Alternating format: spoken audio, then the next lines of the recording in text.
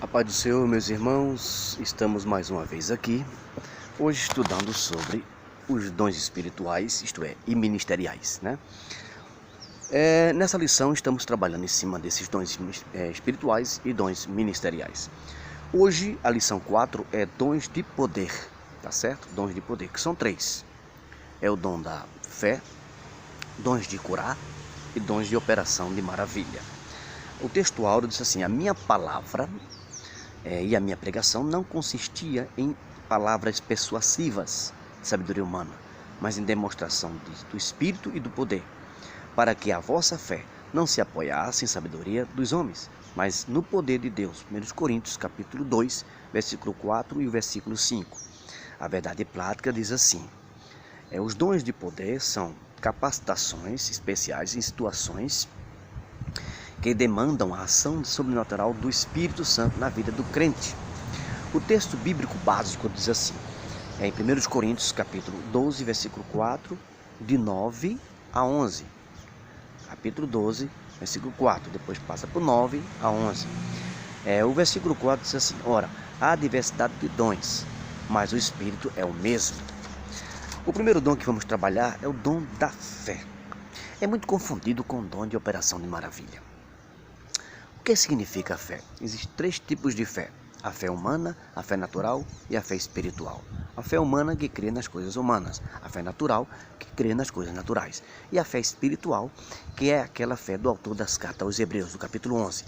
É uma fé que diz assim, que é o firme fundamento das coisas que não vê, mas se espera, e a prova daquilo que não se vê. Então esse dom da fé é um dom espetacular. É um dom que promove coisas extraordinárias para acontecer na parte de Deus, né? Usa aquela pessoa e ele diz algo, uma palavra do dom, e coisas acontecem, mas não imediatamente, mas com o tempo, tá certo? O tempo acontece aquilo que ele falou, o que acreditou. Ele acredita que coisas extraordinárias podem acontecer. Ele acredita, tá certo? E vai acontecer, e acontece, porque é um dom que vai glorificar o nome do Senhor naquele acontecimento, tá certo? O segundo dom é dons de curar. Por que está no plural?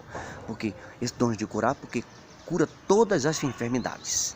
Todas as enfermidades, a pessoa que recebe o dom de curar, naquele momento, na hora da utilidade, ele não anda como uma mala na mão, não, com esse dom não, mas na hora da necessidade, o dons de curar, cura qualquer enfermidade, tá certo? E Deus faz acontecer o milagre na vida daquela pessoa, né? E a Bíblia ensina que devemos orar pelos enfermos.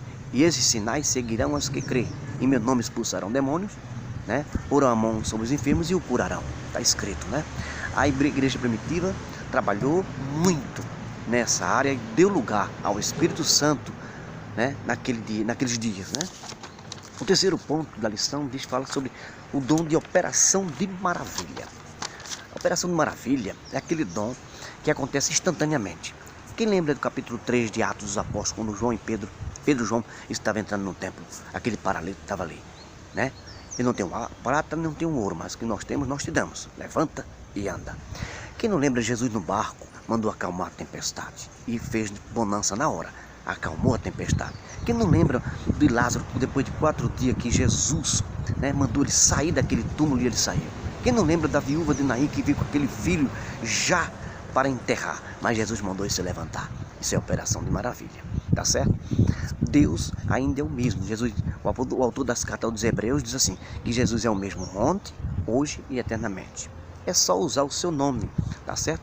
Não para elitizar ninguém, não. A gente não anda com esse dom na mão, né, como fosse uma mala, não. Para que a gente não fique engrandecido, ou até mesmo pensando que foi você que fez, não. É para a honra e glória do nome de Jesus. É para que o nome do Senhor seja glorificado na terra, tá certo? E isso acontece no meio da igreja. É para a edificação da igreja. É para o conjunto chamado igreja. É para a instituição chamada igreja. É para o organismo vivo chamado igreja. Para eu e você que faz parte dessa igreja. Dê lugar ao Espírito Santo. Jesus disse assim: buscai e acharei, batei e abre-se-vos-á. Quem pede, recebe. Isso é bíblico, né? Esses sinais é para estar em evidência na vida da igreja, né? Hoje se ora muito pouco para os enfermos. Não se chama mais para frente para orar. Muito poucas pessoas fazem isso. Mas é preciso orar para curar, porque você está dando lugar ao Espírito Santo. Você está dando lugar para que Jesus possa curar os enfermos. Não se chama mais, muito pouco. É preciso isso acontecer para que a obra do Senhor continue, as evidências do Espírito Santo na vida das pessoas continue. Deus curando, Deus salvando, abençoando. Outra coisa que eu quero falar. Não se fala não se pode pedir cura se se prega outra coisa.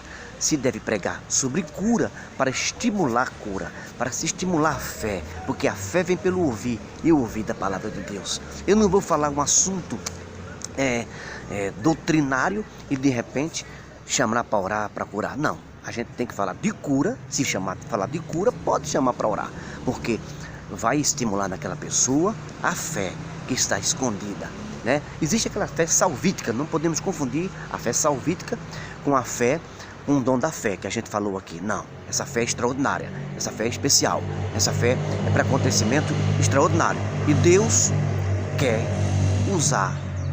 fazer no meio desta igreja atual. Deus abençoe vocês, Deus abençoe você que está ouvindo, e que domingo que vem é esse assunto aqui, os dons de poder.